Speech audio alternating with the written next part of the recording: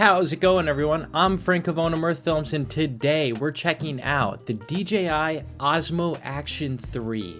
The Action 3 comes in at $329 and shoots video footage up to 4K 120 frames per second. It takes micro SD cards and has a 1 and 1.7 inch sensor, and it also has a front and back touchscreen. First off, I have to say thank you DJI for returning to your original action camera form, because the Action 2 did not cut it for me and is why I never purchased an Action 2 and decided to stay with my DJI Osmo Action. The Action 3 has the same type of build, and I like this because it just feels like an action camera. While the original Action and the Action 3 look just the same, there is actually a lot of key differences, and one of them is the build quality itself. This one is actually a bigger camera, so you're going to expect a bigger screen on the front and back, which is nice. As I mentioned, this camera can shoot 4K 120 frames per second, which is amazing for $329. I'm really a fan of the image quality of what this camera can put out with a 1 1/7 inch sensor. This camera also does HD 240 frames per second, so you can really slow down that footage in post, which I like. It's a nice tool to have. I don't ever shoot in HD with this camera. 120 frames per second for me cuts it, and when I'm matching with my other cameras, I want all my cameras to have the same video quality if possible. People could use this for vlogging, and honestly, I was very surprised that the internal mic in this camera wasn't too bad, and we're going to check out a vlogging test right now. So I am here just at a local golf course doing a walking and talking test. Want to see how the rock steady is working, want to know how the audio sounds, so please let me know in the comment section down below. From what it looks like right on screen, it's a small screen on the front, but it looks pretty steady, and I really like the color range here. I mean, the highlights are pretty high. I have this set in auto right now for exposure, just because I'm out not really filming anything important right now, just me talking.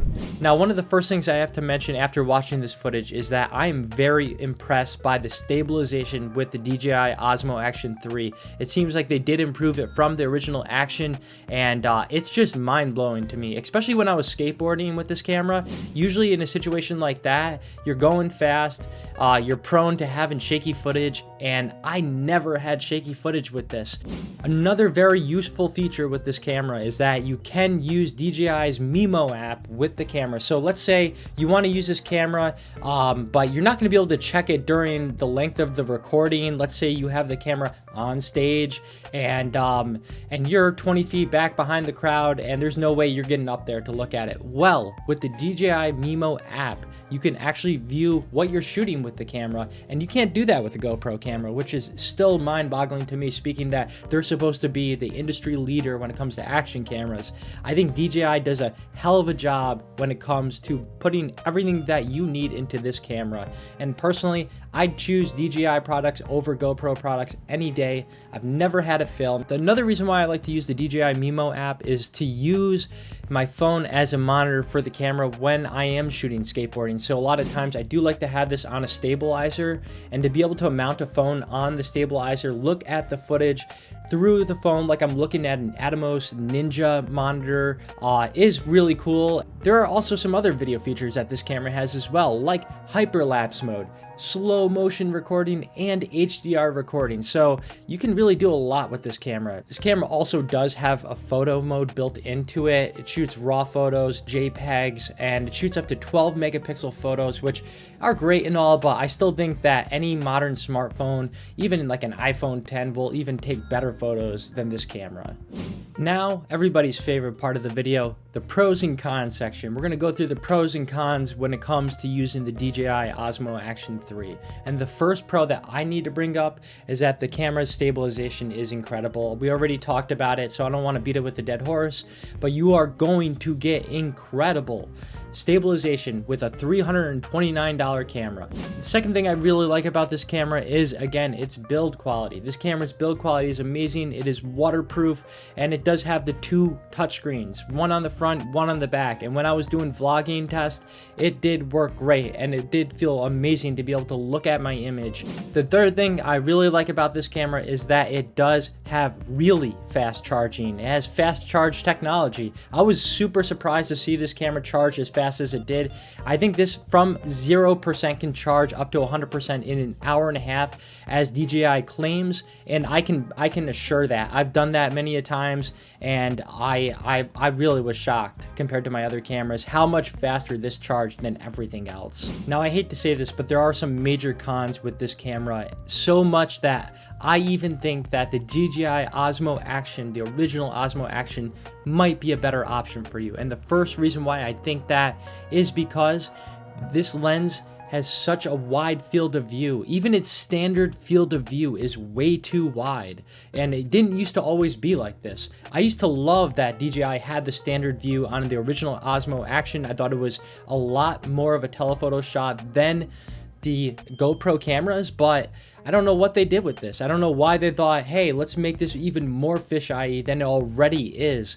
But it's so bad to the point where you really have to be specific when you're using this camera. My second major gripe with this camera is that this has horrible lens flare when you're using it during the day. And obviously, when you're shooting video, you always want to shoot with your back towards the sun, using the sun as a light source. But even with that, I was still getting the lens flare, and it really was a killer, and I had to stop using the camera in some scenarios. My third gripe with this camera is that I hate where they put the location of the micro SD card. You actually now have to physically open this thing to take the micro SD card out. You never had to do that with the Osmo Action. That was a huge reason why I loved it compared to the GoPros, was that when I'm shooting, you know, I'm shooting with 10 cameras, and if I need to transfer footage really fast, I want to have a fast process. So to be able to have to take this out, pop it out on the side, remember which side it's on, and then take the micro SD card out to then pop into my camera,